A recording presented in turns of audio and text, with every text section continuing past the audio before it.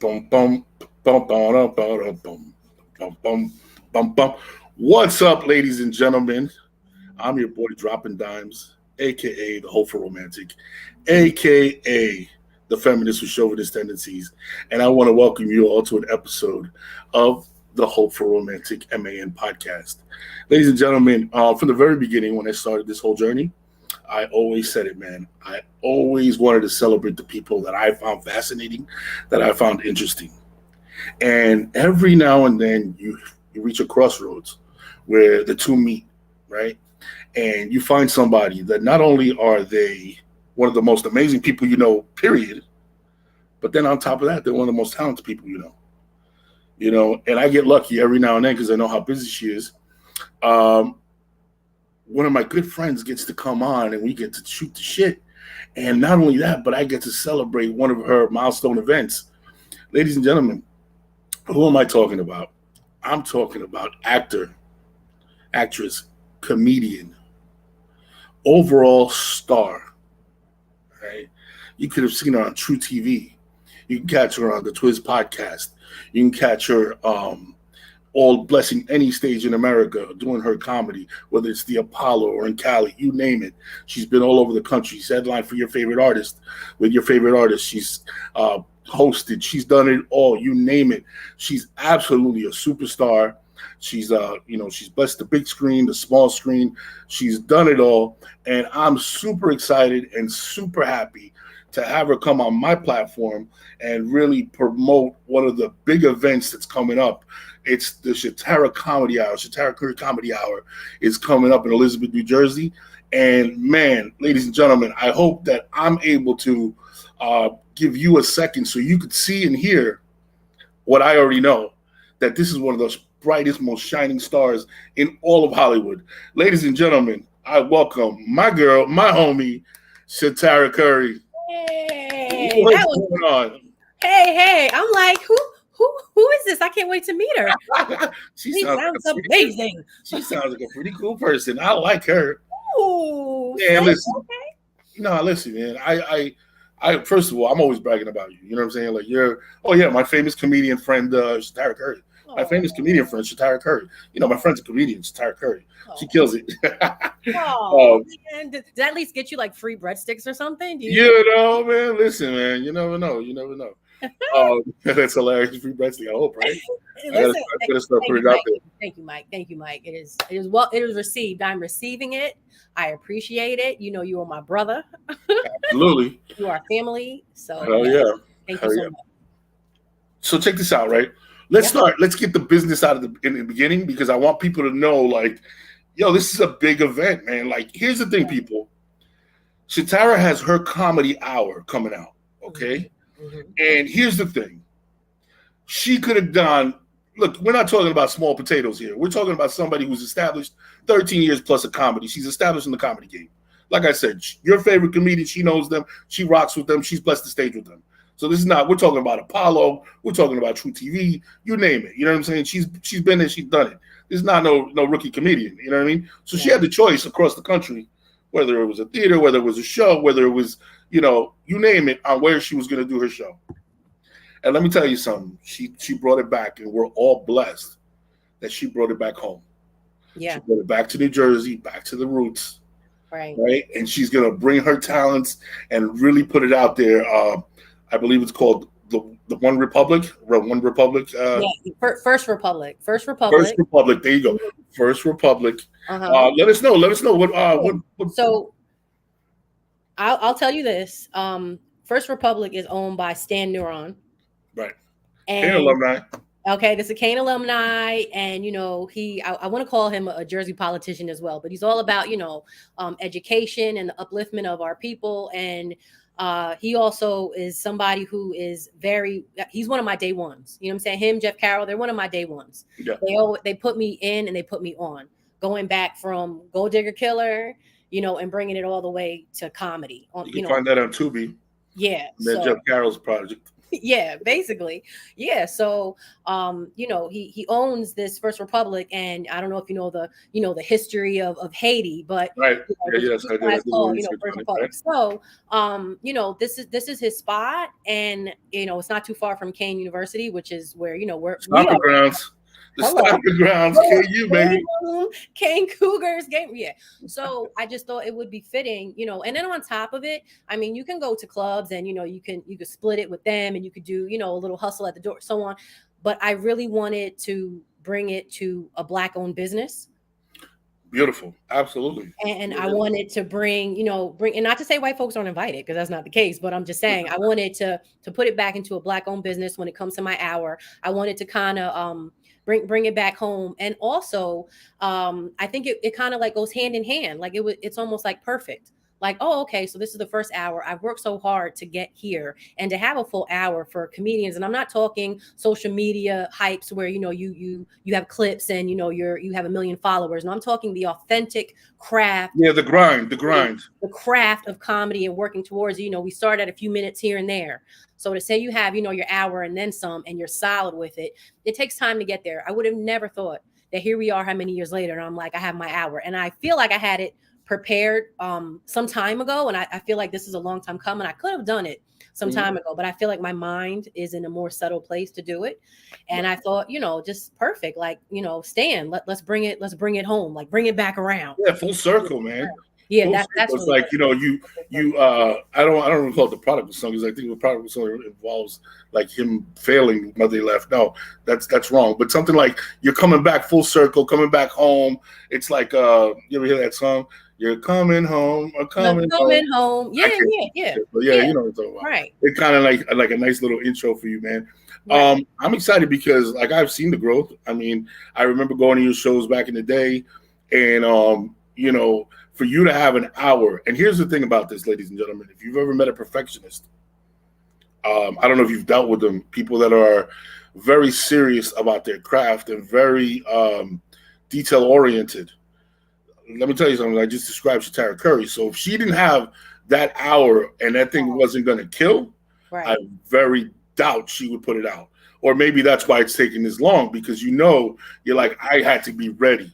It's a growth thing, because they also say, like, once you have that special, so to speak, and you put it Mhm. out there and it's for the masses, and now we have social media, so once it's out there and everybody's seen it, you now have to come up with another one. You can't do that Yeah, it material. dies. It dies right there. Exactly. Yeah, Exactly. I've like heard so that. now that material is, and now you got to come up with something new, which is why it's such a big deal when we see Kevin Hart keep coming back to Netflix with these specials, and the Yeah. Cat Williams, and they just bam bam bam, and it's just Well, like, wow. I'm reminded of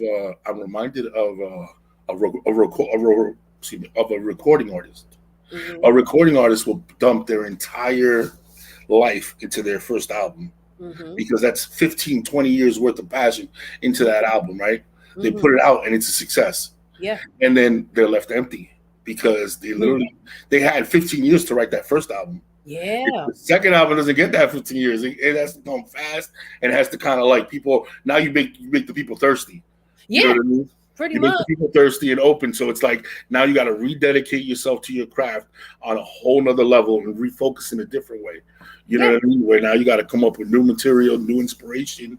Yeah. Speaking of which, describe your comedy for everybody. Like, there's storytellers, there's bit jokes. There's what's your style I that you would put in? say I am like I am an observer.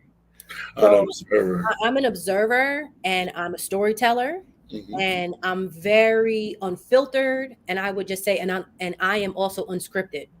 So although I have The general. we have file cabinets in our head. We Mhm. have the ability to like flip through, you know what I mean? Like we knowing your audience, like that, all that stuff doesn't happen overnight. You know what I'm saying? You can't cheat the game.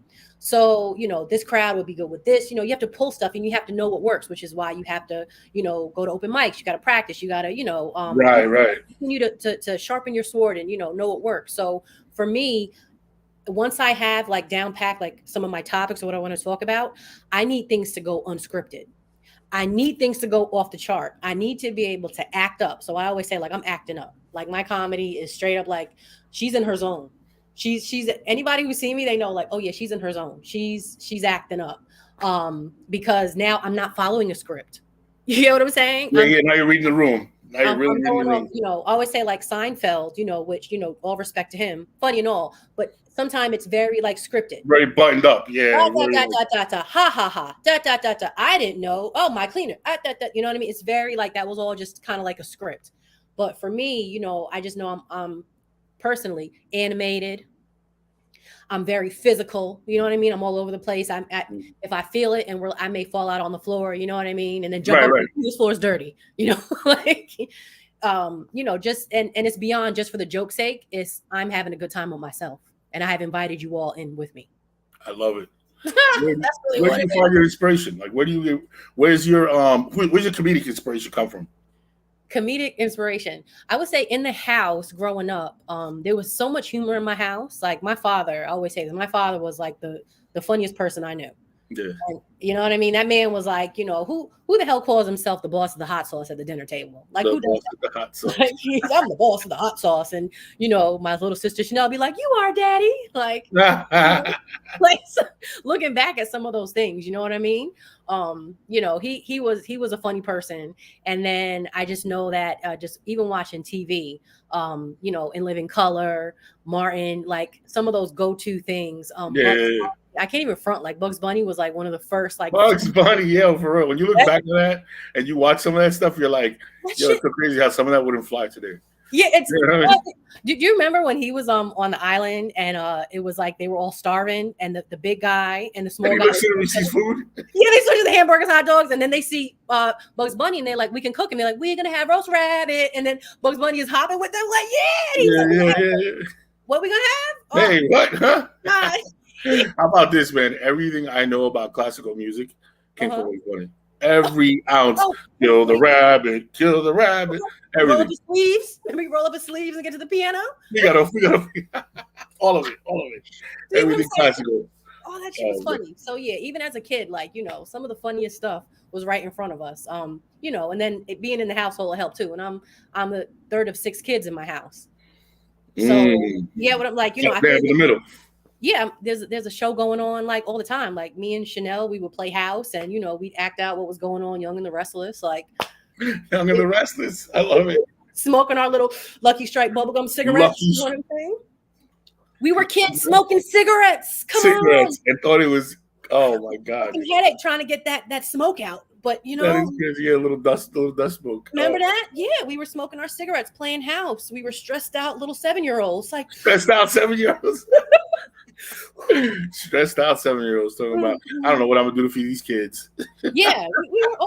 Looking at some of that stuff, it was off the chain. So yeah, and then there's just big laughs. Like even just within the family, there's always big laughs. I always say everybody in the family's funny. However, I am the one who has stepped out and I've honed the craft of being a stand-up comic. Yeah. Okay, so let's talk about that, man. I remember I spoke to you once before on the podcast, and we talked about bombing and all that stuff. And I would like to give people a little peek behind that curtain, man. What's that rush? What's the rush feel like? Let's go in a positive direction first. What's that initial rush when you get that laugh? Like I'll give you a quick scenario. Whenever somebody, like I'm doing a lot of projects right now where I'm writing, okay, and I'll stop and I'll be like, hey, listen, I did it with your sister the other day, with Chanel the other day. okay. I'll just, now listen to what I wrote, and I sit there and I read like a half a chapter, and then her and her friend were looking at me like, wow, that's dope, right? Okay. And I'm like, holy shit, right? And I feed off of that, like like a chef would feed off of, here, taste this. You know what I mean? Okay. Is that how you feel when you deliver a joke? Like when you deliver a joke, is it instant gratification or do you like the build up? How do you get that? It's a personal thing because you're sharing a piece of yourself with this crowd of people and everybody's strangers. So to command the attention of a whole room, that would be something that is potentially intimidating. But like I always say, I'm inviting y'all into who I am. I'm inviting y'all into what I think is funny. So I have to convince myself first that the shit is like great. You get what I'm saying? And then once I'm able to tell y'all, like, hey, for example, like I got these shoes and let me tell you, they were fucked up, blah, blah, blah, whatever, right? If there's a big laugh there, oh, okay, you see what I'm saying, and then, it can go and then I can continue my story and go. Um, no matter what, you always want to be solidified with the laugh. Like that never ends. Like you know what I'm saying? You want to be, and that's how you know things are working, right? Yeah. Sometimes, you can build such a big story up, like, because I can be a storyteller. You can build it up. And I've watched other comics and I'm like, that laugh at the end better be fucking You better huge. cash it out. Yeah, you You know better. what I'm saying? Because you're really sewing this sweater up right now. You know what I'm saying? Yeah, Like it yeah, better be, and Dave Chappelle is really good at doing that too. Just like sewing up the story and then boom, it hits. So, yeah. and it all depends also with the crowd. I feel like, I do, it's a great feeling to feel like everybody's on the same page with you. That's really what it is. Everybody's on the same page. That's what's happening when you're rocking and you're shooting your material and you're, going through it and, oh man, it's just smooth. That's great. It feels good. It's good. Um, but you have to believe in your shit first. I have to put it that way. You got to believe in it. Where even if you didn't get the biggest laugh on certain things, Yeah. still jot it down because you know what, it's going to work in another crowd, you know what I'm saying, in another way. You ever track the evolution of your jokes? Like you have a premise, you have an idea. Like what's your process? Do you, if you hit a joke, do you like and it doesn't hit, do you leave it alone, or do you grab it and say, no, I know there's funny in here. I know there's something funny in here, and just try to play with it. Yeah, a lot of times if it, because you know what's so messed up, I have so much. I mean, I'm a writer, so I have stuff like written down. I'm like, oh shoot, you know what I mean? Some Mm-hmm. things are dated through time, and even let me tell you, my first joke that I did as a stand-up comic at the Boston Comedy Club in New York, Mm-hmm. I'm going to do that. I bring that joke every here and there just because I know that shit is It's a funny. hitter. It's a hitter. Yeah. You get what I'm saying? Yeah. And Yeah. Yeah. Yeah. even if it's not the biggest, I'm just like, nah, because now I am X amount of years older doing it. And now I have different spins to put on it. And I have different Mm. terminology that I can really, help it flourish. So, it all depends on the person. And I will say it does depend on your crowd too, Yeah. because I'm going to tell you right now, Black folks, we're very honest. And sometimes we lack patience. And I'm going to tell you right now, that's the shit that makes me. It doesn't scare me away. It Mm-hmm. doesn't make me feel like, nah, I ain't messing with them. It makes me feel like these are the people. This is my people. These are the This is ones. home. This is home right here. Yeah. Oh, I would hate to be, some comics, they go so far out and they're just so successful. And I'm going to talk for Black comics. And then when they come back home, it's like, oh, they're corny. Like, did you hear? Like, this one was here and like totally bombed. And it's like, wow, like you can't even make your own people, you know what I'm saying, get to that point of laughter. You're so far gone. I don't ever want that disconnection. Yeah, I can That's see just that. me. No, no, no. I can see that because even in some without naming comedians, there's some mainstream comedians, right? Like Mhm. in the comedy world, that I've noticed that they've gone on and they've gone into the mainstream media and mainstream whatever, and whenever they've had to come back and do like a show that would be considered urban, all of a sudden they don't really glide in as comfortable. There's a few people that have mastered it. You know what I'm saying? Like a Chris Rock, like comes back and kind of like kills it anyway. But Mhm. then there's other people that you'll see that, like, oh, you didn't. Damn, what happened, Mel? Where'd you lost your edge? There's a certain edge Watered down. that a Black comedy room has. You know what I'm saying? Exactly. And that edge, like I call it, like patience and all this stuff, but it's like a realness that we have. Like we're not gonna laugh at you if the shit wasn't funny, especially if we paid our money. We're And not. you're gonna hear some shit from the back of the room. You know what I'm saying? You're gonna hear People some staring at you.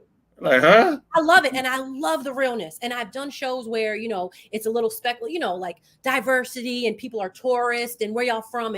And guess what? There's a lack of realness that comes with that because, sometimes I feel like, was that really funny? Did it hit? And it's not that you didn't understand it because I talked about something that was, let's say, about women. It was universal. Yeah. But I don't feel I don't feel the rhythm. You know what I mean? Yeah, I'm not yeah, I'm not, yeah, yeah, I'm not feeling the rhythm, and it's just like I don't know if y'all were being honest with me. I walk away sometimes feeling like that I didn't feel that was very honest. Like, but they were from Australia and they were tourists from here and they were, this, and it was just like, yeah, but I just didn't feel the flavor. yeah, yeah, yeah. I didn't feel the flavor. I just It's not like it was, this is that. you know what I'm saying? I came to the barbecue, but everything really wasn't seasoned. Oh no, You know what no. I'm saying? I'm just, and again, like, The to each raisin his in the own. potato Like, salad. that's what No, amazing. it's terrible. No, It's a difference. not, It's just a difference. It is a difference. no, I get it. Now, to keep going with that, what do you call it? I So answered none of your questions, by the way. nah, don't worry about it. We good, man. We just I answered nothing. you're flowing. So I'm just like to get behind I'm fast. I love Bombing. That's what you were saying. by comedians, man. So I'm just thinking like, what's the best questions to ask so that people who are like, aren't familiar can kind of just be like, oh, is that what that feels like? That must be cool. You know what I mean? That must be dope. I can see why somebody would develop a passion for that art form. You know what I mean? Let me say this and I'm going to go back to what you were initially asking about, like the highlight of like bombing, like working on your material. See my way of bringing it back. Bombing hurts your fucking feelings. Not even going to sit here and lie. Okay. I remember one time you talked about stubbing your toe, Mike, and you said that shit hurt so bad you about to call the ambulance and tell them to come pick you up. Yeah, for real. Oh my God. You was like, yo, I fucking got called 911. That shit hurt so bad. Mm-hmm. That to this day, that shit is so funny. But let me tell you something. Bombing is like stubbing your toe, but on your soul. Stub on your soul. I felt that. You said stubbing your toe, but in your soul. In your soul, it's very personal because it's only between you and you. It's only between what's your standard of doing good. You get what I'm saying? What is good? What did you come here to do today? Like I've bombed and I'm not gonna sit here and say like I'm above bombing. Like, nah, like it happens. And even getting nervous, like it happens. Those things I learned should never go away because you should never get so full of yourself. Right. Only good is your last show. I've bombed and I've taken, like, let's say I've had an out of town show and I didn't do great. That's happened on two unforgettable. The drive home. Let me tell you something. There's your song could come on. It could be your song. Today it's not your song. There's nothing. It's like that guy that actually. You know what I'm thinking about? Have you ever gone to Atlantic City as a couple, and you only had a couple bucks, and you guys went over there and you lost everything that ride home? Where you guys are just looking at each other like, we should have never gone. It was your idea. You all pissed off at each other. I can just imagine bombing at a club and just walking back with that same kind of like mindset, like. Oh my God. Yeah, here's what's fun. Here's what I've heard. What I've heard is that when you bomb, you feel like you're bombing to the world, like the whole world knows it. But the truth is, it's only that audience. You know what I mean? Like you feel your heart says, the whole world just saw me bomb. I'm a failure in this moment. But then you got to regather because it was only that audience that saw you bomb. The truth is, the next audience, you can kill it with the same material. And it's almost like you got to wash it off of you. So 9 times out of 10, when you had a show and it like wasn't like, too great, you're ready to get back on stage as soon as possible because you gotta refresh and wipe that, like you gotta get that off of you. And that's even happened. Like hell, we did a show recently, back-to-back shows at a comedy club, and the first show, I mean, it was good, but it wasn't like the greatest, right? And it bothered, my coworker. I was like, I just kind of trying to shake it. I'm saying that wasn't too great. Yeah. The next day, I would say like it was the show like killed on another level. So it was kind of good that we had that back to back. Like we were able to regroup or what do I want to say? I don't know. No, regroup's a good word. You didn't give it enough time. You didn't let it marinate. You didn't let the disaster marinate.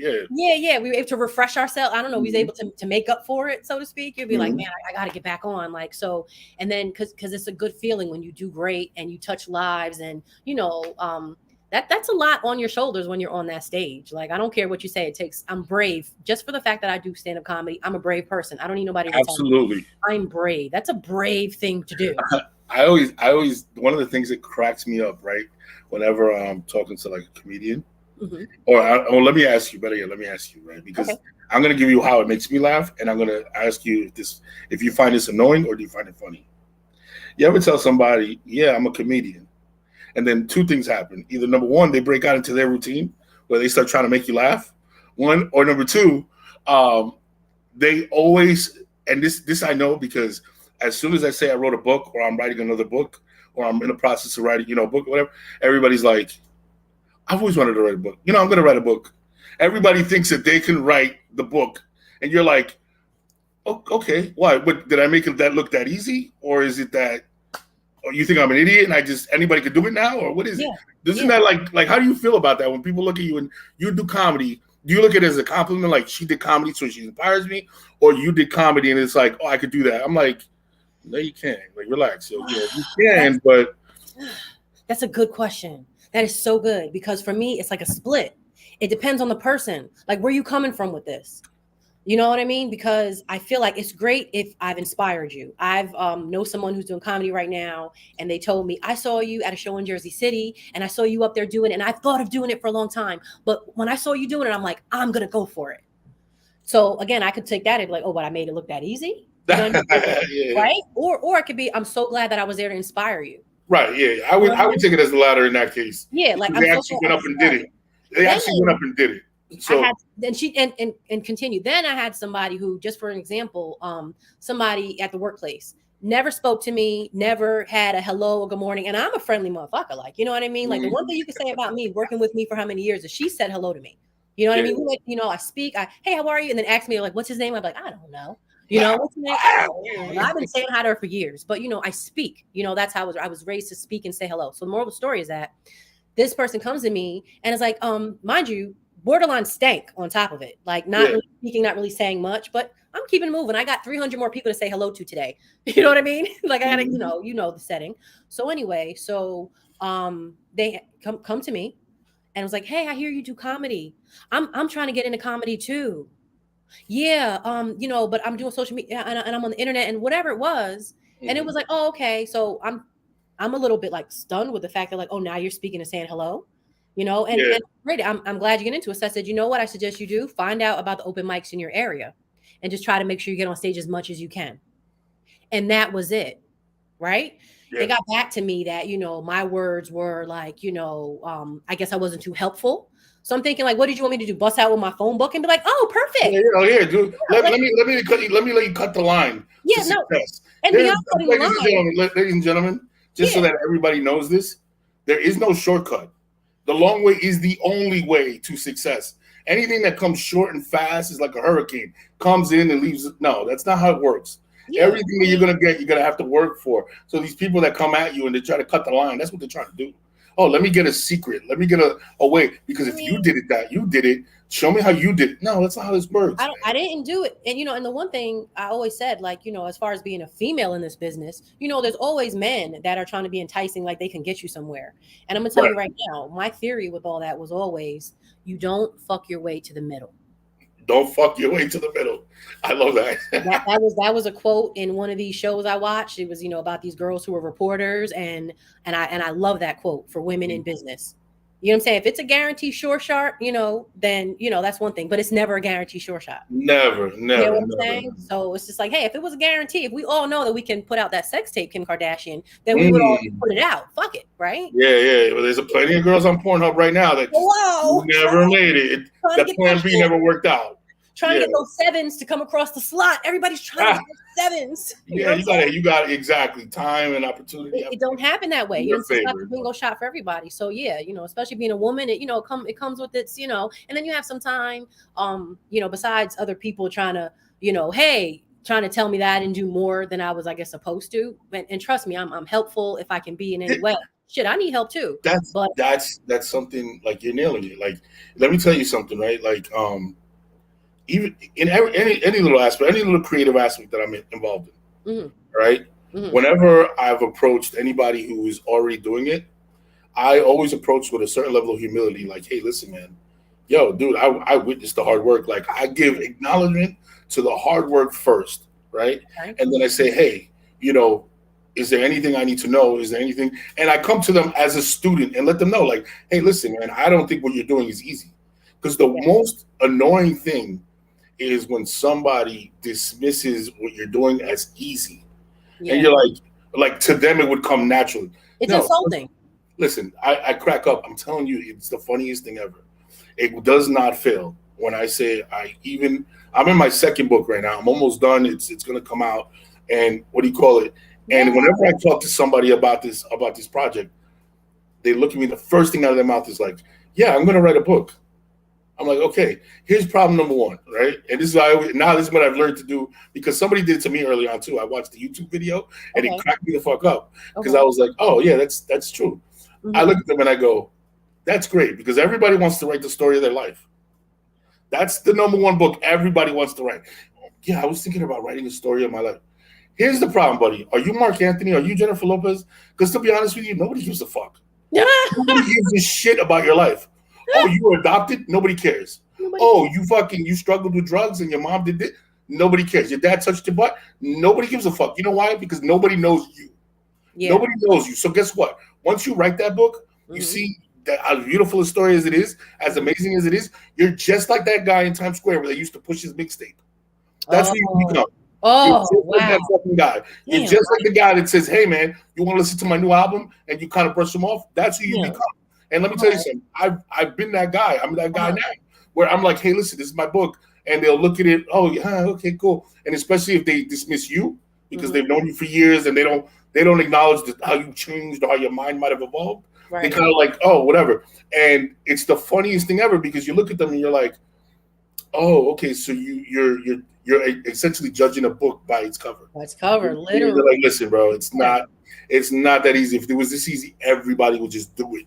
You know what I'm saying? Be simple. You know what I mean? And I find it annoying because I'm positive you get those people that because they're the funniest person at work or because they're the funniest person at Thanksgiving table, they think that they can translate that into what you do, not understanding that what you do is a craft.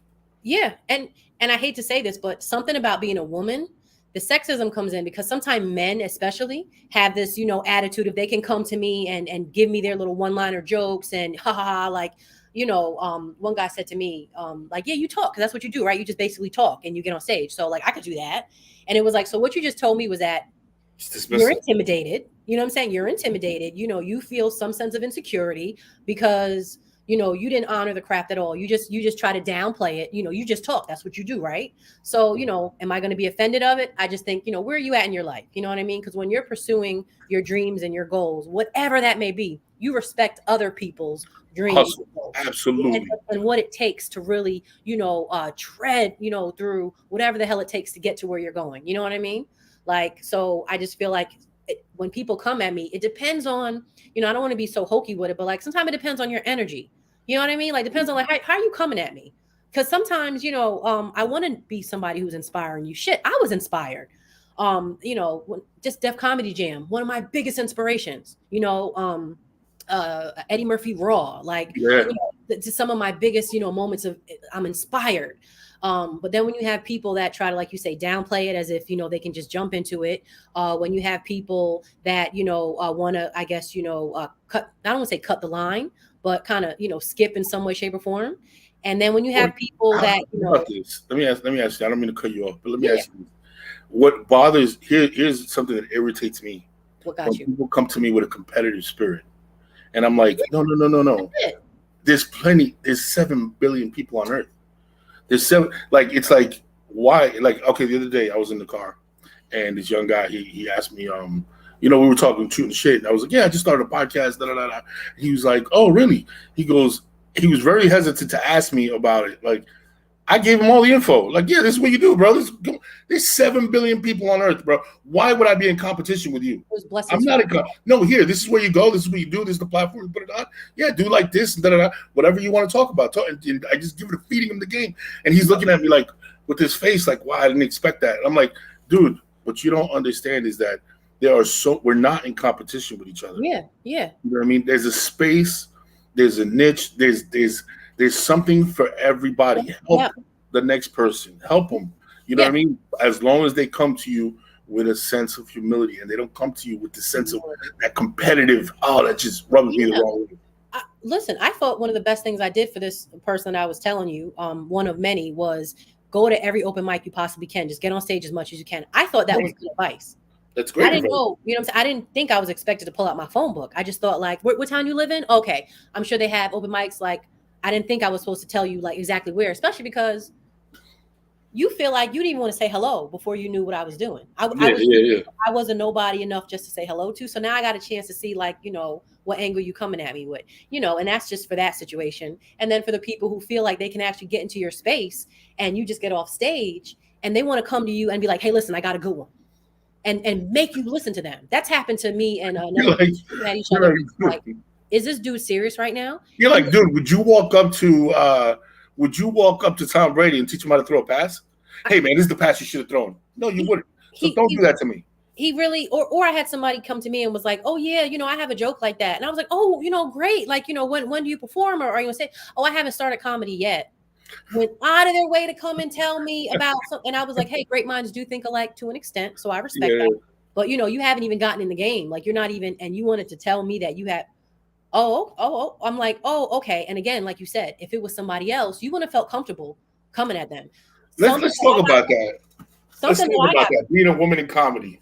Oh, Let's talk about um some of the not, I don't want to call struggles because they're not struggles, but they are the lessons that okay. you learn every time you encounter these people or you encounter these obstacles. You know what I mean? I don't want to put into the atmosphere that they're something bad. They're lessons, because every time you get one of these, you're going to grow from it. Tell us about that. Tell us about these encounters with being a woman in comedy. How do you feel like men come at you sideways? Promoters. Let's talk about the promoters. And Let's talk about all these things. um, okay. So I do want to say this, just going back to being an inspiration. Personally, I want to be transparent in saying that I should have asked more questions. When I was in the room with certain people and I was rubbing Right. shoulders with certain people on certain levels, to this day, instead of just kikiing up and having a good time, I should use those moments to ask for inspiration. I should use those moments to ask a little two questions here and there for Mhm. my journey. You know what I mean? So I'm just being honest. So I would hope that I am that to somebody, because looking back, I'm like, shit, I should have asked more questions. Missed opportunity, right? I should have asked more questions. So with that being said, in this journey, some of the BS that I deal with as a female, sometime I may walk in and I've been asked if I was an R&B singer, Really? and it's just kind of like, oh no, you're a comic. I've had people tell me, men especially, like, oh man, I was scared for you. But because I like to blend in with everybody. I don't feel the need, like, if you tell me like a VIP room is so special, then great. But if not, I want to sit with the crowd. You may have chatted with me in the bathroom. I don't tell you I'm the comedian. Like, there's really no, Mm. you know what I mean? So I like to surprise people in that way. I'm blending in right with y'all. And then I walk to the stage from my seat. So sometimes I do that. But for the most part, just having those, moments of shock of like, wait, you're the comedian? Like, since when do comedians look like that? Or they're on a lot of funny women comics. And I'm like, I got to stand up for my sisters in comedy. Like, what are you talking about? You know what I mean? Like there's so many of us. We're so funny. Like, that's not even the case. Like, men pretty much take up, I would say, 95% of the population in comedy. And now times are changing. Times are changing. Mhm. And then, you have a certain look. Women are usually big, and, they kind of go on about, their own self-defecating, issues, and it makes it funny. And I'm not here to do none of that. I'm very confident, and we're going to talk about that. And sometimes I do remember in the beginning, um, women would give me their cold shoulder. I, Right. Yeah, I, you I talk about remember, that definitely. I remember that. I do recall that. I remember women looking at me up and down and turning their heads and looking at their menus. You know what? Look. So we had a conversation once before, Yeah. and you mentioned that, right? And afterwards, I was like, damn, I should have asked this question. I Hmm. should have talked about that. Do you think the root of that is that the not competition, the perceived Hmm. competition? Because, like I said, there's room for everybody, but Hmm. there's a perceived competition because of the limited amount of women that the boys' club lets in. That Okay. you think that that's where that initial resistance comes in. Like, they see you and they're like, competition. They don't look at you as a sister in comedy initially. Okay. Yeah. I mean, Like, all right, yeah, okay.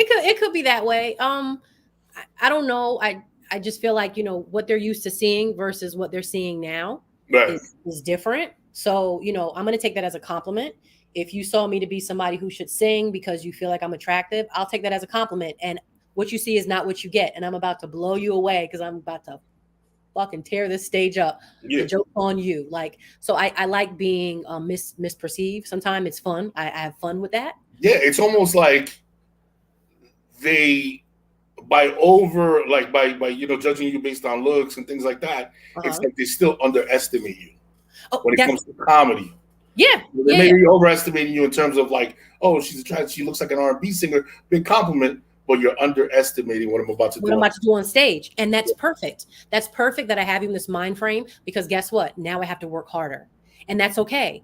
That's okay, because I know that I have gone on stage before, and let's say I'm not doing great and I'm, dressed and looking good.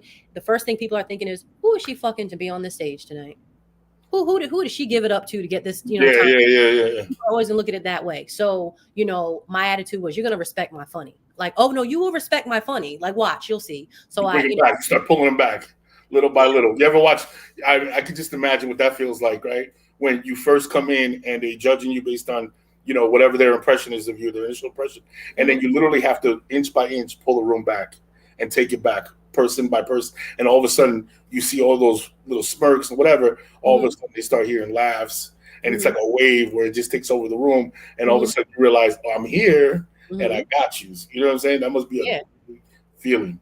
Yeah, it feels good. I'm gonna tell you some advice I got. Two stories. I got some advice from a comic years ago when I was first starting out, and I would come in with my skirts and back out tops, and I wasn't thinking, just very young minded, and I just wasn't thinking about none of that. And he came to me and he said, "Listen, I see what's happening here. You have some good material. I see you trying to work on your bits." He said, "But they're looking at you and they're not listening to you."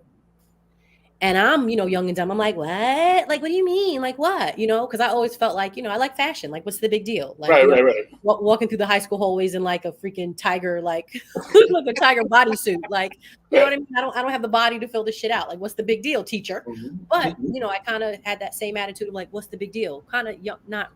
But he said they're like, I'm seeing them. I'm seeing the women see you when they come up. The majority of them are here with their men. They're having their girls' nights. The majority, 70% crowd of women. They see you come up there, they already have the insecurities, and you're not helping them with that. No. So they're not even listening. You haven't built up your confidence to wear that yet. You haven't built up your confidence on the stage to wear what you're wearing. So he said, I'm gonna ask you to do something. And let me tell you something. This is the best advice that I've gotten. He said, wear sweatpants, wear a hoodie, and come up and do your material. So that way they have no choice but to listen and build your confidence in what you're saying. Build confidence behind your joke. And once you get there, then you can start wearing whatever you want to wear. Right. Yeah. And I did exactly that. And that's how you know you want it. That's how you know you want it, because that moment was a moment where I could have just gave up and be like, you know what, fuck this. You know what I mean? I'm not doing it. Yeah. But I came on back. I was like, you know what? So time went on and I found myself doing theater in Amsterdam. And I remember in one of the interviews, they were talking to me and I told them, I said, listen, I'm in a little leather jacket. I'm in a little skirt. I got my heels on. This is a big deal. I had to work to this. They were looking at me like, okay, what?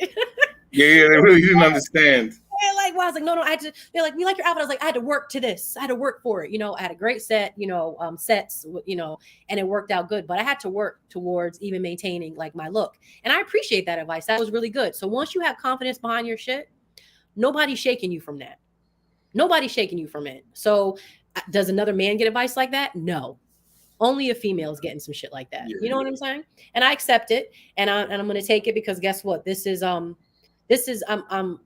getting older and I'm aging, and beauty and looks and all that shit, it fades. Right. You know what I'm saying? This is all temporary. You know what I mean? I hope I age to be a beautiful, older woman, but still, like, yeah. all of this stuff is going to fade over time. I will age. You know what I mean? Nia Long, you will get old one day.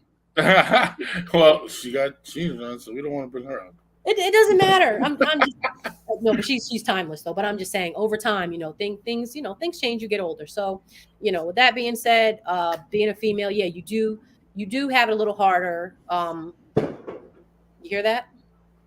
Buck. What? All right, so I got a follow-up question, man. So this is this thing that I've been on recently, man. I literally ripped it completely off from like TikTok or one of these, what do you call it? And it's now. a guy's this young guy, and he's talking about this thing called a.k.a, right? And it's the Japanese it's a Japanese theory when passion meets purpose. Okay. Right? Can you tell us about the day that you realized your passion, was your purpose, that you knew that you were at home when you got on, whether it's a moment you got on stage, whether it's a time you were writing, whatever it was, when did you realize that comedy was home? That was the space you wanted to be in? I would say 1982. No, I'm kidding. Yeah. Back in the womb. In the beginning, God created the heavens and the earth. I was in college, and I would do comedy like on the weekends or on the breaks. Yeah. And comedians didn't respect me because like I was kind of like popping up here and there. Mm-hmm. And they were like, you're not serious about it. Like, you got to be doing this full time. And Mm-hmm. if I had known then what I know now, I'd be like, you don't got your shit together. Who are you to Yeah, tell me? yeah, yeah. Who are you? Who are you? If I know then if I know now. But I was really trying to juggle like finishing college. And then once I finished college, I'm trying to juggle like living on my own. And I don't have peace of mind. So that whole like starving artist thing, Yeah, like, it's real. I feel sometimes I feel like, well, that's kind of like a choice to some extent. Like, if I can help it, let me see what I could do with this, degree I got, these student loans that are on my back. And let's see if I can find a balance. But the passion really came in when I recognized how hard I would go in getting to this stage, and how, let's say I have like books and books of jokes I want to get out, but you only have, you know what I mean, a paragraph so thus far that you can get to, and that's what you have to work with. So I'm like, how will I ever get good? And wanting to get good and loving that connection with the crowd, and wanting to come back for more, and wanting to get better, and not listening to the naysayers. No comic said to me at that time, and I'm going to say men specifically, had said to me, oh, you finishing your degree? Oh, that's dope. That's so good. Oh, you don't have kids? Oh man, that's good. Like, when I tell you I was not, you get what I'm saying? Like, so when I look, if I had known that what I know now, like, I really could have had some more words for some of these characters, but here we are today, and we look at each other eye to eye. Oh, how the tables have somehow come, full run. But I think about that. I'm like, damn, if I wasn't my own like vroom vroom, engine, like I would have given up. So I think, it really found a place in my heart. Comedy found a place very, very early on. I would say, like, you figure it out within that year when you see your going back and forth, paying those tolls, getting put into the back of the line, and oh yeah, I said you can have time today, but my bad because not today. And then you come back, and just like you keep coming back for more to keep getting beat up.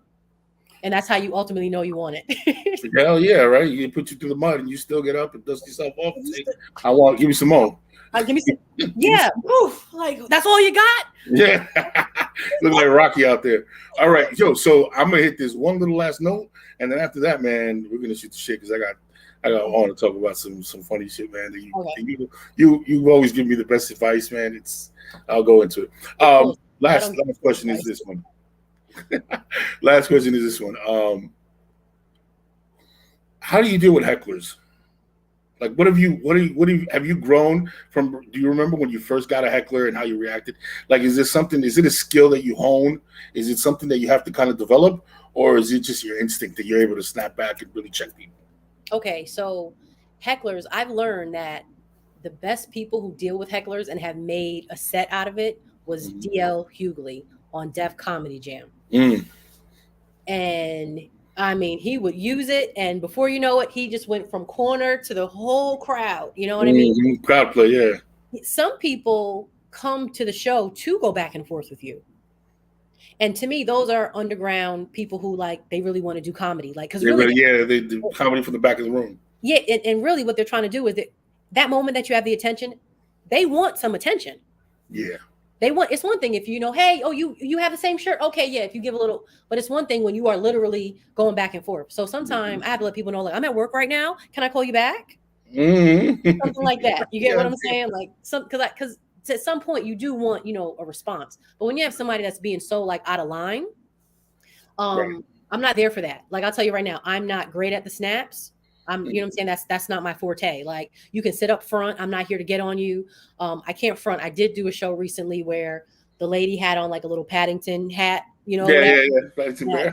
I put that. I was like, oh, and it was all in good fun. You get what I'm saying? Like, I don't ever want to be like enemies. I've had shows before where I've had some girls really like wait for me after the show, like, funny.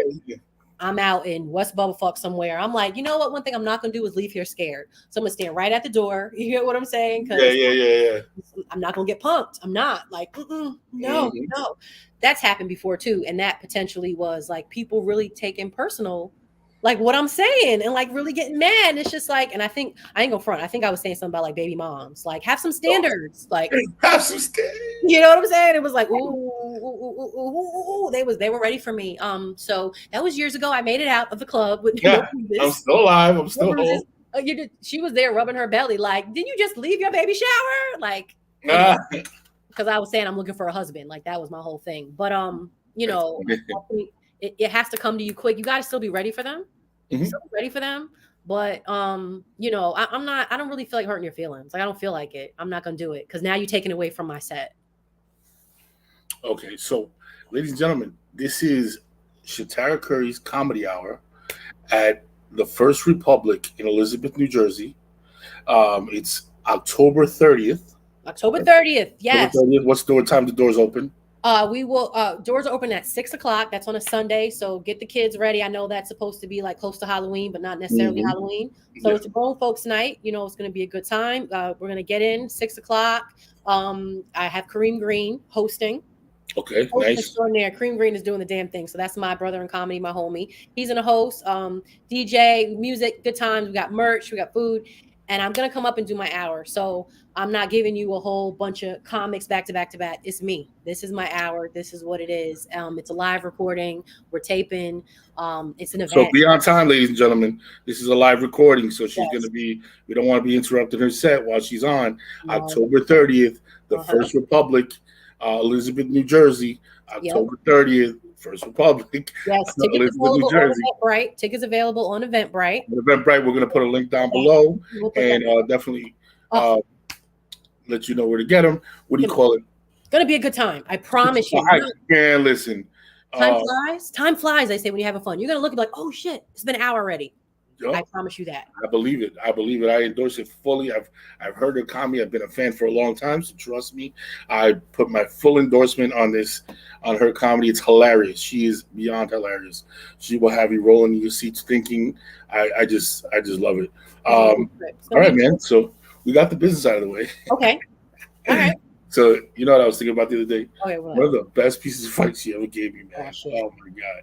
And I've actually had to go through it again and again and again over the last couple months. Was Mike, when times get tough, the tough get social. You told me that one time, man. You're like, I did? Yeah, you did. You told me that one time, man. Let me tell you something, right? Mm-hmm. So over the last couple months, you know, I had a breakup a couple months ago, whatever. Right. And yo, I remember sitting to myself, thinking to myself, singing it like a mantra. When times get tough, the tough gets so. My ass was like, I gotta get out. I gotta get the help. Yeah. No, this isn't gonna beat me up. Yeah. I don't believe in staying home and eating ice cream and crying. And I mean, you know, hey, we're human, so your feelings can be hurt. And rightfully so. This is life. But Really? how do you handle it? Well, here's what I was thinking, right? Mm-hmm. So I didn't take it like you were telling me to go fuck random chicks, right? Mm-hmm. What I took it as is, Mike, don't stop your life. Open up your life. You have a lot of opportunity. Just open up yourself to what the world has to offer. You know what I'm saying? Mm-hmm. You know, and I kind of put that formula with something else I'd been thinking. I was like, all right, I'm going to do the opposite of what I've done in the past. Okay. In the past, that's exactly what I would have done, yo. We broke up. I was hitting these streets. And I was gonna hit, and I was gonna tap into whatever I could touch. Yeah, all of it in the excuse to cover up that wound that I had in my heart. Right. Yeah. This time around, I said, you know what? No, I'm gonna just chill. Right. But I'm gonna allow myself to feel it. Okay. But what I am gonna do is I'm gonna get social. I'm gonna open myself up to what the world has to offer. I'm not gonna close myself off. Right. And I'm gonna go out and I'm gonna see people. I'm gonna laugh and I'm gonna experience people. Right. You know what I mean? And let me tell you something. That was the best. You must have given me that advice. Like, no lie. Like, we're talking about 2015, I think it was. Holy bananas. Yeah, it's 2000. We're talking about seven years ago. You gave me that piece of advice. And to this day, I'm telling you, just a couple of months ago, I was thinking to myself, man, that's right. So, I'm going to get social. I'm over here like in my feelings. I'm ready to like whatever. But you know what? I look back now and I'm like, yo. I'm better now. Listen, it was the best thing I could have ever done, man. I could have ever done, you know, and I'm not shy about talking about it because, you know, of how many men on a regular basis I talk to that go through what I went through. You know what I mean? Right. And we have to, you know, it's all about that vulnerability talk. Like, yo, you can come to me. I know you're broke. It's cool. We can talk about it. Right. I'm not a sucker. You're not a sucker. It just happens, yo. This there wouldn't be a whole section called R&B. Okay. Right? If motherfuckers didn't go through this shit all the time. You know what I'm saying? There's Hello? a whole section of music. Common. It's common. And it's so funny because they say when you're hurting, you listen to the lyrics. When you're happy, you listen to the beat. You feel me? And Ooh. it's funny because let me tell you something. There wasn't a song that came on that I didn't swear they were talking about me. I'm talking listening to some like the old stylistics or whatever, some shit. And he's talking about mama didn't raise no. I'm like, yeah, mama didn't raise no. I'm spoiled talking about me. And I'm like, what is wrong with me, man? But it's the truth, yo. You go through shit. You go through shit. Feeling it. You know, feeling it. Yeah, you seem like you're in such a good space, yo. Let's be honest, yo. You seem like you're in a great space now. I mean, after all these years, you know, are you open to talking about that? Like, yeah, we can talk about it. Yeah. Okay, cool. You know, like, what's it like? Let's start here. What's it like to finally have a real backbone support system in this dream that you're pursuing? First of all, I'm for the streets. Okay, I'm for the streets. I'm so for the streets, you know. So this is a little tough. I'm not. I don't want to be your poster child for, you know, things are just okay, perfect. But I will say this. I did get married. Mm-hmm. And a lot of times with these conversations that I do have on these podcasts and stuff, I kind of go, we can talk about now, but I do go back into like past relationships and how I handle things and how I've grown and how I got to where I am today. Because I feel like that's just as important, because I feel as though the man that I married today, it was perfect timing. Like when you let go and let God. The universe doesn't know late; it only knows right on time. When I tell you right on time, I would never have appreciated him, the man he is today. Today, had it been any sooner, I would have never appreciated it. I would, you know, and I'm just speaking. I'm being real transparent. You know what I mean? Like, keep it real. Keep it absolutely. I got a little bit of ain't shit. You and me. Come on, you and me. We're like, what is it? We're cousins on the ain't shit side, right? Like we're like, you know. Oh yeah. You got to need a Band-Aid for the ain't shit every now and then. Like, ooh, see now. Ooh, how do you try to tell people? How do you try to tell people that this is work? Like being good to you and being happy and like be this version of Mike. This is work. Yeah. Oh, you want me to? What? Like I just get this. Sometimes you get the little sparkle in your eye. Like, oh, you want me to flip that switch? Like, what? Oh no, you don't. You don't know. Right. You know who you got, but you know who I can be. Oh, I can be that bitch. Like, don't. Man. You don't want to do that. But you know, you want to be with somebody who brings out the best in you, hands down. You want to be with somebody who it's easy to be with. You get what I'm saying? You want to be with somebody. It's very clear. Like we both here because we want to be. Ain't no gun in my head. You know what I mean? There's nothing holding me. Like we are clearly here because we want to be, and that comes with maturity, and that comes with, you know, self-recognition and accountability for who you are. Absolutely. So and this was a road to be on. Like it didn't just, you know, happen overnight for me. You get what I'm saying? No. But I would say, yeah, I'm happy. I'm good. I'm a newlywed. Time is going by fast, and I'm just in a good space. So you could talk to 21-year-old Tara.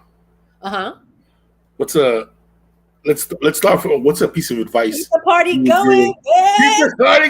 Go out there one more time, one more game. Put your seatbelt on. Ew. That's what I would tell her. Just put the seatbelt on the FDR. Just drive safe. You know what I'm saying? You get to the tunnel. Just get there safely. Yeah. Be smart. Yeah. What would I tell myself? I have no like real hands down, like no real regrets. No, oh my God, I shoulda, coulda, woulda. Like I know that when, you know, you have breakups, and I've been there before. Yeah. Looking back at it, and I'm just so grateful.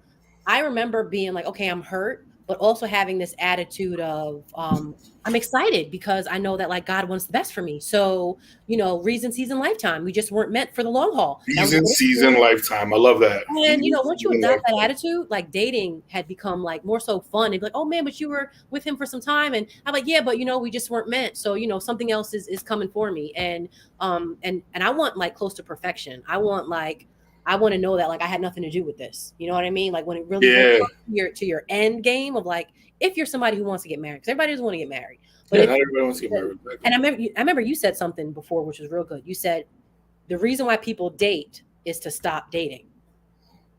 Ooh, that was some solid Well, shit. what? Ooh, I dropped the phone one day, like, damn it. The reason people date is to stop dating. And sure, you got to, some people date with a purpose, and they try to find their end game. They try to find their end game, and it doesn't always, it doesn't always come easy. You got to kiss a lot of frogs. We all know that. And then know what's fun. No, what's just fun. No, have cabinets. You know what I mean? This one, sometimes we just talk on the phone. You know what I'm saying? We never even get together. This one over here, he's still with his ex-wife, and he's just trying to get out. His divorce isn't even sealed. You know what I'm saying? His divorce ain't even sealed yet. You know what I mean? But he's cool. We go out every now and then. This one over here, you know what I mean? His heart is really into it, but I'm just not on the same page, so I'm not gonna do him like that. I feel like it's good to have cabinets. Keep your options. It really is, though. It really is, though. Options open. That's great. Absolutely. And be honest. That's the thing you're doing right now. You're doing right now that I find a lot of people in general don't do. They're not honest with who. So that person that they'll say, they know what that is. They know what that relationship is, and they try to paint it with a different brush. They'll be like, they know that's the mess around, have fun, good time, and all of a sudden they're trying to paint it as no, there's a future there. There's not. No. Why are you doing that to yourself? No. But people do it. Let me tell you. I remember, of course, before I got married, seeing somebody, and one of my friends had, I told her about an incident where him and I had went out, whatever, and she was like, "Wow, so he knows you're a good person." I was like, "Oh no, he knows I'm a good person, absolutely." She's like, "Wow." She was like, "I'm really praying for y'all. Because on paper he looks so good. You get what I'm saying? I'm really praying for y'all." You know what I said to her? I was like, "Don't do that. Don't do that." I was like, because really, what I was saying was like, "Oh no, he's full of shit." And I know it. I'm nobody's sucker here. We're not like, you know what I'm saying? Yeah, it's all good and everything, but really when it comes down to the serious note, he's not here for that. He maybe doesn't know that I know this already, but he's full of it. You know what I'm saying? He likes to, show up, and we like to hang out, but when it comes to the no real deal, what are we doing? We ain't really doing nothing. Nothing. He's gonna hit you with the game. This is we're on a treadmill here, and that's what it is. And you have to decide as a woman, what are you here for? Are you here for the treadmill? You know what I'm saying? Is it going to go on for years and years? You have to make your decisions too once you realize. And even for that, I was there for the shits. I ain't gonna front. I was down. It's so crazy, right? Because I'm at the point in my life where I keep saying this, right? And I'm writing it everywhere, like on my Instagram, everywhere I write it. It's women are not competing against other women with me anymore. They're not. They're competing against my peace. My life is chill. It's I got things in order where I want them, how I want them. I get my alone time, I get to watch my games, do this, that. I have a certain level of peace that's over my life, right? And what I'm finding is that nobody's competing against another woman. So if you come into my life and I meet you and we start to talk, there's no competition. There's no other girl lingering around to holler. Yeah. Right now, it's you against Mike's peace. Ooh. And if you disturb that shit, then this is not going to work and it can't happen. You know what I'm saying? You always hear, be his peace. What does that mean? Be his peace is, you come into my life. Mm-hmm. Let me take my mask off.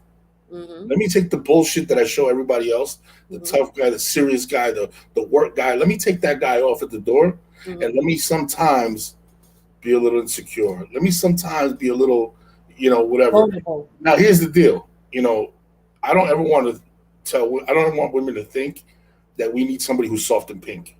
That's not what that means. Mm-hmm. Being a man's peace does not mean soft and pink at all. Doesn't mean damsel in distress. Right. No, it doesn't mean oh, I'm here for you. I'm going to let you cry much. No, sometimes that guy needs a kick in the ass. That's part of being his peace because it's bringing him back up from that little moment that he had. You know what I'm saying? So it's it's about looking at somebody's life, filling in the gaps and saying, okay, I got you. It's that I always say, love my darkness, my light is easy to love. It's looking at that darkness and saying, hey, I got you. I always talk about the guys on the internet. A lot of guys on the internet that are talking shit about women or have a negative thing about women. Mm-hmm. I'll tell you what happened. I can tell you what happened. It's crazy. What happened is, I always say for a man, vulnerability equals love. Okay. He was vulnerable with a woman and she looked at him in the face and said, motherfucker, either got turned off or told him, I need you to man up. You a sucker. I don't like that shit. Got turned off. As soon as she got turned off, he retreated, grabbed those emotions and those feelings, shoved him deep down into the dungeon of his stomach, and Okay. put a fucking key on it and said, "Nobody's ever gonna make me feel like that again." Right? That's Mm. why any woman that comes to my life, I got this bravado, I got this attitude. I'm that light every single time she sees me. Nobody gets the darkness. No. You know what I'm saying? Okay. So. And Okay. you meet a woman, Mm-hmm. right? Mm-hmm. And it happens seamlessly, naturally.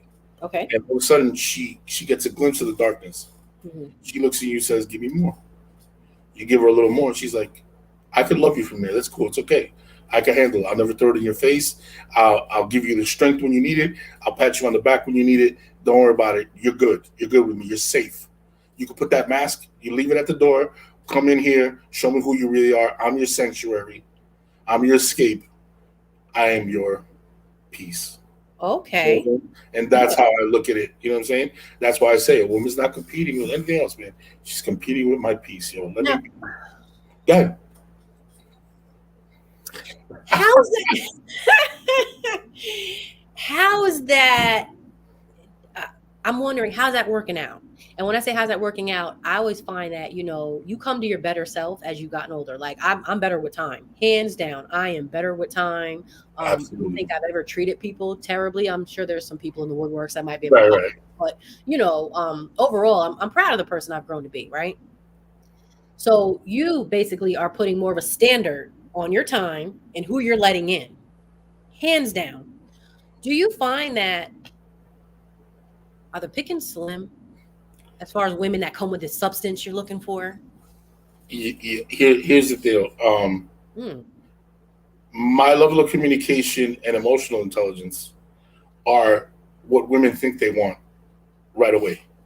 Because Right. so they love that part of it. Oh, whatever, whatever. You know what I'm saying? They don't realize that you have to meet me there. It can't just be me. Because I'm a good listener. I'll listen to you. I'll let you vent. I'll talk to you. I know the strategies, quote unquote strategies. Mike's like, I make salmon dinner for you. Yeah, salmon, how to bring it in, right? What?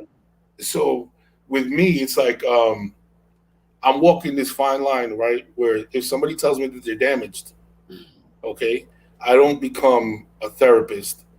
I become a sounding board. We can talk, we can Mhm. share, Mhm. but I don't cross over into like being their therapist. You know what I'm Okay. saying? Play the Okay. Captain Save whole role. Like Okay. that's where I walk right now. So when you say slimmings are I have that's how they become slim for me because I have these women that on paper they look amazing, and then when they start to talk to you, they start to reveal a lot, and now I have to decide: is this too much? Is it enough? What role is she looking for me to play in her life? Right. Is she Right. looking for me? Is she looking for a man, or is she just looking for somebody to on this healing journey that she's on? You know what I'm saying? So like I have to I ask. I'm like, if tell me because I'll fit the role. I Right. just now I know that okay, this can't be a relationship. You know what I'm Right. saying? I'll help you, I'll be a friend to you, but I Right. know this can't be a relationship. Or oh, this could be a relationship. So then I'll tread lightly on Okay. I how much how much advice I kind of give you in that realm. You know what I mean? Okay. That's how I feel it shrinks. It just shrinks on people have been through shit, man. At this Yeah. age, people At have this been through age. shit. Yeah, you're You know going what to I mean? meet the divorcees. You're going to meet the, single parents, the You're gonna co-parenting meet people, the the. woman that was married for 15, 20 years, Whew. right? Mm-hmm. She's single for about a year or two. She Mm-hmm. meets you. Mm-hmm. You are everything she's ever asked for, everything she's ever wanted. Okay. Except she already did the married thing. So now she's like, I did this. I love it. You're great, but I already did this. I want to do the independent woman thing. You get that as Mm-hmm. well. You also get the every guy I've met was trash. Mm-hmm. I'm just gonna assume that you're trash, woman. You meet, Ooh. you meet desperation woman, Mhm. where it's no, my clock is on fire right now. I need to, come on, man. Like, if you're not doing this the right way, if you're not gonna be in a relationship, then we can't. I'm like, well, okay. I heard Right. my friend told a funny ass joke one time. Mm-hmm. He went out to and I don't know if he stole this from a comedian or not, but it Mm-hmm. made me laugh so fucking hard. I was like, you got that off. He Okay. went on a fucking date, right? And Mm-hmm. while he's on the date, he says the girl is talking about that she wants to have babies Mm-hmm. and she wants to be married and Mm-hmm. how she wants to be married and have babies. Okay. So he looks at her and he goes, So we fucking tonight. And she looks at him and goes, "How dare you?" He turned around, looked at her, and goes, "By all accounts, you're fucking 9 months ahead of me. We gotta Oh, fucking have a baby. You know, oh, you're gonna get married. You're gonna tell me like you're ahead of me. You're yeah, fucking pretty much. moving too fast. The Yeah. fuck about kids and married? Yo, when he told me that shit, Oh, I fucking killed that's over good. laughing because I never heard it. That's a good one. it's crazy how many times I've been in that situation where a Mm-hmm. woman will be telling me about how she wants to be married and she wants this and she wants that, she wants that. And then you're like, okay, cool. And then you even mention anything related to sex and they get offended. And you're like, wait, you already got us married. You You already already got got us us signed married. the fucking knot. I'm Yeah, just talking about sex. I'm you're way ahead of me. What the fuck? right. I already You're got a in the prenup. rush. I got a prenup in the dashboard. You I'm know what I'm ready. saying? Like, what the fuck? But that shit, yo, that shit had me fucking dying. But he makes a point. I mean, because sometimes I think that I jumped the gun before in dating. I don't think I jumped the gun to say like I want it with you specifically, but I Mhm, think when given the opportunity and conversation, which has to be had, I mhm. think there have been times where I was very clear with when it comes to the That's bottom perfectly line, okay. what I want. Like ultimately, what I want is da da da da da da da. And if we have that connection and we're it, then that'll be great. But if not, you know what I mean. Let's just continue to like get to No, know each but one other. of the best things I ever heard was, "I don't want to be a girlfriend forever." I'm telling you, that's one of the best lines I ever heard. I was dating this woman, and she looked at me and goes, "In other words, Mike, there's no pressure here, but don't think you're gonna be getting this cookie in box whenever the hell you want, because I don't want to be a girlfriend forever. So unless you're dating me to marry me at some point, this is gonna shut down." to And know I what was you like, "I don't want. want it to shut down. I don't want to be shut You down. want me to shut down I now." want the cookie. I mean, but why buy the cow when you can get the milk? That's a serious thing. It is. It is. But I always say this, right? When you meet the right woman, you know, and look, here's the trick for women. You could slow the milk down. You're allowed to slow the milk down and make him make a decision. Okay? This is true. Don't think that because you can get the milk free all the time. No, no. Sometimes you pull it back and say, okay, no milk for you. That's it. Now make a decision. At any point in time, you're the one sitting on a pot of gold. You know what I'm saying? Yeah, That's what I think a lot of women just don't understand, yo. they Men don't. are simple. We're fucking idiots, Oh bro. yeah, you You don't know what I take mean? too much Like into women account. are sitting on a pot of gold. You Yeah, know what I'm saying? Like you're literally like but every guess what? decision that we make, every car we buy, every amount of money we try to make, every house we get into, every outfit, every cologne we buy is Is that motivated by that little pot of gold you got between yeah, your little, legs. little pot of gold? I'm gonna get some pants, and I'm gonna put pot of gold. Pot of gold, my pot of gold. Some gold Every time boots. you walk, you gotta hear a little jiggle. Ching ching I'm ching ching. gonna shake my leg. I'm gonna shake my leg. Like, oh wait a minute, wait a minute. Ah, it's just, I'm dripping gold. But I Ching, think, ching. yeah. Listen. If you don't put a standard on your time, that's what it is. Then you're right. My whole thing was I'm not trying to make somebody be where they're not. So I've No. met married men, and married men were always good to date. I want to say divorced men rather, simply Hey, because let's do that. I didn't mean to catch myself. Hold on a minute. Simply because a lot of times I found that men who had been married before, they want to get married again. I found that they Joy. found they could have had the worst ex-wife. They could be alimony. It could be a shitty story. But 9 times out of 10, they found the good in what having a partnership and being Yeah, married yeah, yeah. was. And a lot of times, and I try to always, in dating, it was always you want to get with somebody who's on the up and up, somebody who has like a good attitude towards life and things, and they're insightful and realistic, and not somebody who's coming to you like, oh, nah, man, you know what I mean? So Listen, I like it's the that. That worst. I would love to be married again. Oh, would you? We got that out the way already. If you found the right one, you would. But and I would say this for men and women specifically, when you say, pull the milk back and make him make a decision. No, you want to be with somebody who is on the same page. Sees You your want to be with value right somebody away. already. I remember I had a friend who would complain about her man being in the club years ago. He's always in the club. And I say, this is where he's at in his life right now. You want somebody to be home because they want to be. You want somebody to take you out on a Saturday because without you saying anything, this is what they That's what want it is. to do. Right. They're ready to get married, even if you didn't say anything. This is what they want to do. That's to me, that's as you get older, that's important. You know what I'm saying? You're wearing those red shoes because you wanted to, not because I put them out for you. You get what I'm saying? Absolutely. Absolutely. It's so important. You're doing it because you want to. I would hate to be sitting with somebody and knowing that they're begrudgingly watching this movie with me. You know what I'm saying? And if they could, they really would rather be watching the game. Do what you want to do. You're sitting there at Bed Bath and Beyond on a Sunday. knowing damn well your jets are playing and she Yeah, got you hostage. One yeah. more store. Oh, after this, we going to Home Depot. You just looking at her like, I just want to. Oh, I don't hit a woman, but I just want to point. I just want to. Oh, He said, I don't. oh. But ooh, I want to punch you in your eye. I just Yeah, want to. Oh. your fist and shit. No, I want you to do what you want to do. You know what I'm saying? Like that's just I'm not giving you ultimatums and doing all that. Like this not where you at. Oh, okay, cool. Like there's nothing like I don't know if you know the saying. Once you have to ask for it, you don't want it. Yeah, yeah, yeah. Once you, so I always you hit it like it's so funny you're talking about that, right? Because I actually had this conversation with a young lady the other day, Uh-huh. and it was about. Unfortunately, I have this weird attitude towards relationships, right? And I don't know, and I'm gonna give it to you because I know you're well thought out, and maybe I'm wrong, and maybe I do need to fix this about myself. My sisters are like, Mike, you spoil women emotionally. You spoil them like you give them like when you don't have financial, you spoil them emotionally. Like you give them the world, like they know that about you, right? And here and I started with this analogy. It's like every day a woman comes home, I grab her feet, I put them on my lap, and I give them a foot massage. Right? The Okay. next day, same thing. The next day, same thing. For 30 days, she'll come in, put her feet on my lap, and I'll give her a foot massage. On Mm-hmm. that 31st day, she comes, puts her feet on my lap, and I don't give her a foot massage. She looks at me like, "You've changed. What's wrong with you? Oh my God." And I look at them and I go, "For 30 days, I gave you an opportunity to grab my feet and put them on your lap, and you never did." You know what I'm saying? So now people will tell me, Mike, but you have to let your wishes known. How are they supposed to know? You should have told them. You should have told them that you wanted a foot massage too.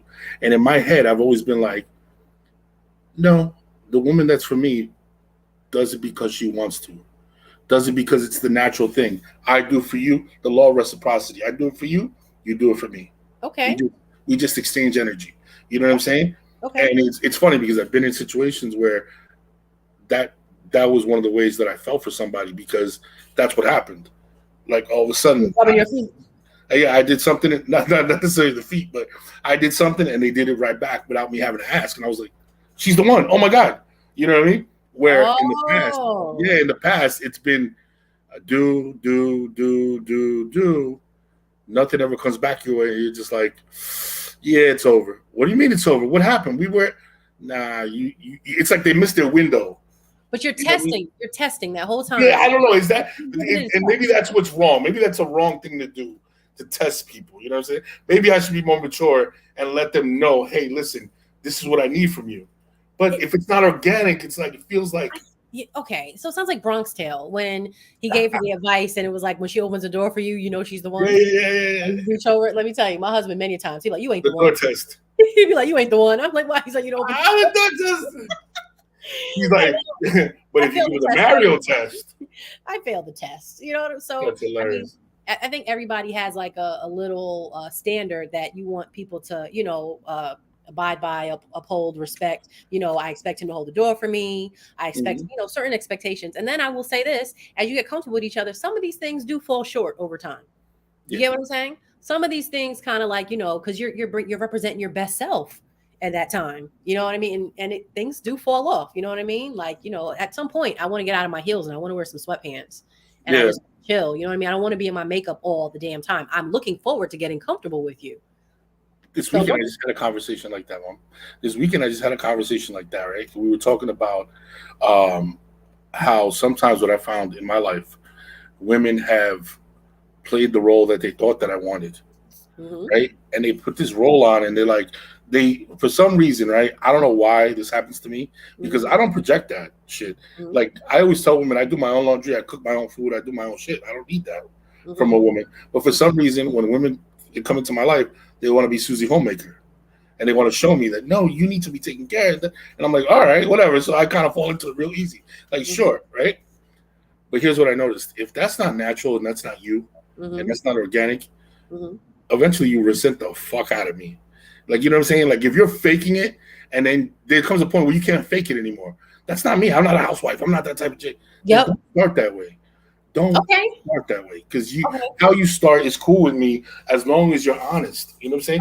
Like, I'm not a cooker. I'm not a okay, cool. Then I know I got to get used to ordering out or cooking myself. You know what I'm saying? Okay. But don't resent me because you put on an act.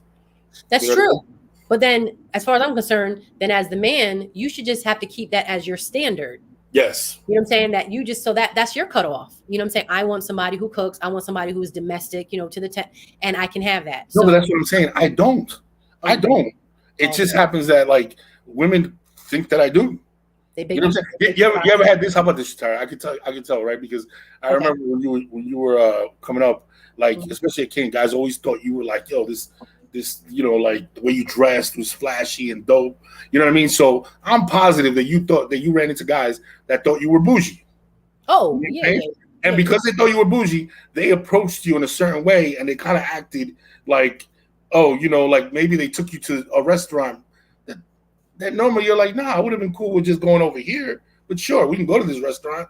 You know what I mean? Because they're treating you based on who they think you are, not on what you really are. You know Okay. what I'm saying? I've had my share of Kennedy Fried Chicken. Kennedy Fried Chicken. You know You know what what I'm saying? Like once a motherfucker find out you down to earth, they be like, yes, like I'd like get me the 3-piece with a little biscuit and the fries, and give me 4 ketchup packets, and I'll take some Four ketchup packets, lemon water with that because I am a little bougie. I'll have some a lemon. little lemon water, look at Yeah, parched. thank you. But yeah, I think at being bougie, a guy I dated years ago told me take it as a compliment. He said, No, no, for sure, for sure. whenever a man calls you bougie, he said he's just saying that you're well spoken, you come off educated, and your What he's exterior. saying is that I see the standard. And I was like, oh, thank you. Yeah. You know what I'm saying? And then, I've had where, let's say a guy found out that I dealt with somebody who was, wasn't of a certain standard. Yeah. And they're like, oh, shit, we didn't know you was messing with him. Well, shit, let me take you out tomorrow. Oh, I've had that happen. And I'd be like, oh, wow, I didn't even know that. You know what I mean? This cat was below the line. Like I didn't, I thought he was cool. We went out, we hung out, and everything was, oh, well, then it's like, oh, well, he had a chance. I know I have a chance. Like, wait, time out. I've had that happen before, you know what I mean? And it's like, oh shit, I didn't even know. Like, yeah, the calls came out the woodworks. It was kind of weird. Well, I'm gonna say this. Say it. We're gonna close it out, ladies and gentlemen. Man, as you can tell, this is one of my favorite people on earth, bro. She's amazing. She's smart. I've seen the rock star in her for as long as I've known her. She's smart, beautiful, a comedian, an actress, just a real Renaissance woman, man, that's going to give you all she got into her craft. And ladies and gentlemen, we have the privilege and the honor of her blessing the stage at the First Republic in Elizabeth, New Jersey on October 30th. Doors open at 6 o'clock. I'm going to put the Eventbrite down below. Yes. And what's the website they could also buy? Shatara. You can also get my merchandise on shataracurry.com. So I got like my merch. Shataracurry.com. Shataracurry.com. About it, I need to put the link to sell my tickets for that show on my website. Duh. So we'll get that updated, up and running as well. And if you happen to tell me that you found out about this show, you found out about my 1 hour from watching this show, and you can prove it in some way, I got a free T-shirt for you. How about that? What? Free T-shirt? How about that? I think that'd be fun. That'd be fun. If you could tell me somewhere in this dissected conversation that we had, you know what I'm saying? That I heard about your show through Mike's podcast. Then guess what? I'm gonna hustle you up. Moving on up. Just be ready for my quiz though. Be ready for my quick quiz. I'm gonna make it is. Yeah. No, yo, look, man, I wish you nothing but success and the best. I know it's all gonna be amazing. I can't wait to catch the show. It's gonna be fantastic. I know it's amazing. Thank let's you, Mike, put it like this. Support. I just want to thank you. Thank you for the love and support. It counts like you have no idea. So I appreciate you. Thank you. No problem, man. I'll always be here for you. You are, like I said, one of my favorite people. My sister, love you to death. Ladies and gentlemen, they say the 2 most important days of your life are the day you're born and the day you discover why. Ladies and gentlemen, this has been the Hopeful Romantic M.A.N. podcast. I am your host, Mr. Dropping Dimes, a.k.a. the Hopeful Romantic, a.k.a. the Feminist with chauvinist tendencies. And I want to say thank you for helping me walk in my why. Have a good one, ladies and gentlemen. Yay. Good night.